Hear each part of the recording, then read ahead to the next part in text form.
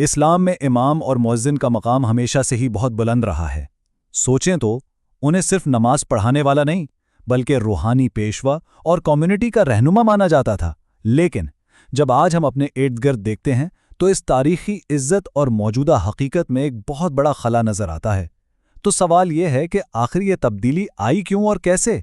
آئیے اسی اہم موضوع کی گہرائی میں اترتے ہیں۔ اس پوری صورتحال کو سمجھنے کے لیے ہم اسے 4 حصوں میں دیکھیں گے۔ سب سے پہلے بات کریں گے کہ ان کا مثالی مقام آخر تھا کیا تھا، پھر آج کی تلخ حقیقت پر ایک نظر ڈالیں گے، اس کے بعد سمجھیں گے کہ اس تبدیلی کے نتائج کیا نکل رہے ہیں، اور آخر میں اس مسئلے کے حل کی طرف بڑھیں گے۔ اچھا، تو یہ سمجھنے کے لیے کہ یہ معاملہ اتنا اہم کیوں ہے، ہمیں سب سے پہلے اسلامی روایت میں ان کرداروں کو دیے گئے ناقابل یقین مرتبے کو دیکھنا ہوگا۔ ذرا اس حدیث پر غور کریں، یہ ایک بہت ہی طاقتور تصویر پیش کرتی ہے نا؟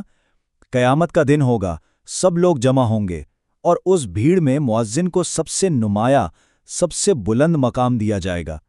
یہ اس بات کی علامت ہے کہ اللہ کے نزدیک نماز کی طرف بلانے والے کا مرتبہ کتنا عظیم ہے۔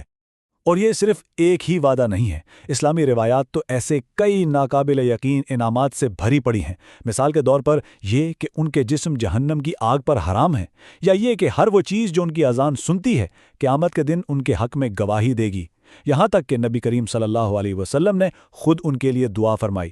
یہ سب باتیں اس چیز پر زور دیتی ہیں کہ یہ کوئی عام نوکری نہیں بلکہ ایک ایسی عبادت ہے جس کے روحانی نتائج بہت گہرے ہیں۔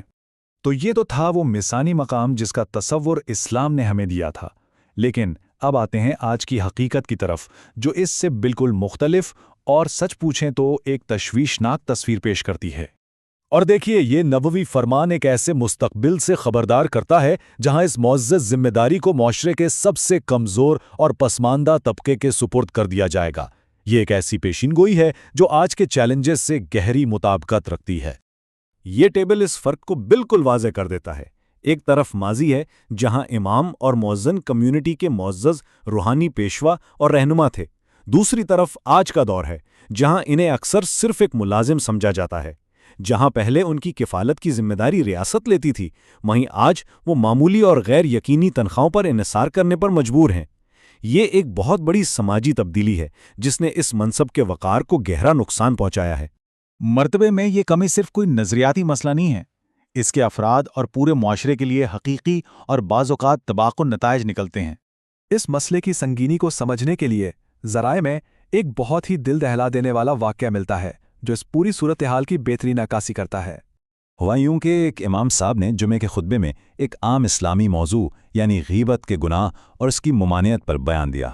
لیکن جماعت میں موجود ایک شخص نے یہ محسوس کیا کہ اس عمومی خطبے میں ذاتی طور پر اس سے نشانہ بنایا جا رہا ہے، اور اس بات پر اتنا شدید رد عمل آیا کہ اس امام کو ان کی اہلیہ اور چھوٹے بچوں سمیت موسلا دھار بارش کے بیچوں بیچ ان کے گھر سے باہر نکال دیا گیا۔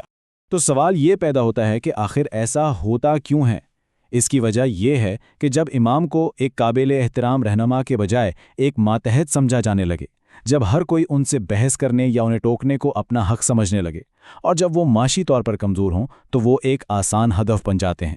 یہ واقعہ کسی ایک فرد کی نہیں بلکہ ایک اجتماعی ناکامی کی نشاندہی کرتا ہے، جہاں معاشرہ ان کے بنیادی حقوق اور احترام کو ہی فراموش کر دیتا ہے۔ اچھا، تو مسئلے کی تشخیص تو ہو گئی، اب ذرائع ہمیں ایک واضح روڈ میپ بھی فراہم کرتے ہیں کہ کس طرح معاشرہ ان کرداروں کے کھوئے ہوئے وقار کو بحال کر سکتا ہے۔ تو حل کیا ہے؟ ذرائع ہمیں کچھ بہت واضح اور قابل عمل حقوق بتاتے ہیں۔ ان میں سب سے اہم ہے عزت کا حق، یعنی انہیں ایک مذہبی پیشوا کے طور پر احترام دیا جائے، ان کی توہین نہ کی جائے۔ اس کے ساتھ ساتھ مالی تحفظ کا حق ہے تاکہ وہ فکر معاش سے آزاد ہو کر اپنے فرائض انجام دے سکیں، اور پھر معاشرتی حمایت کا حق، یعنی انہیں کمیونٹی کی خوشی اور غمی میں شامل رکھا جائے۔ ان حقوق کو یقینی بنانا ہی ایک بہتر ماحول کی طرف پہلا قدم ہے۔ اس حل میں ایک بہت ہی اہم ذمہ داری مسجد کے منتظمین یعنی متولی پر آتی ہے۔ انہیں یہ سمجھنا ہوگا کہ وہ کسی ادارے کے باس نہیں ہیں بلکہ ایک مقدس امانت کے رکھوالے ہیں۔ ان کا کام صرف انتظامی نہیں بلکہ امام اور مسجد کے روحانی ماحول کی حفاظت کو یقینی بنانا ہے۔ تو آخر میں یہ ساری گفتگو ہمیں ایک بنیادی سوال پر لا کھڑا کرتی ہے۔ ہم بحیثیت ایک کمیونٹی اپنے اماموں اور مؤذنوں کے اس کھوئے ہوئے وقار کو کیسے بحال کر سکتے ہیں؟ یہ صرف ایک معلوماتی سوال نہیں ہے، بلکہ ایک عملی چیلنج ہے جس کا جواب ہم سب کو مل کر تلاش کرنا ہے۔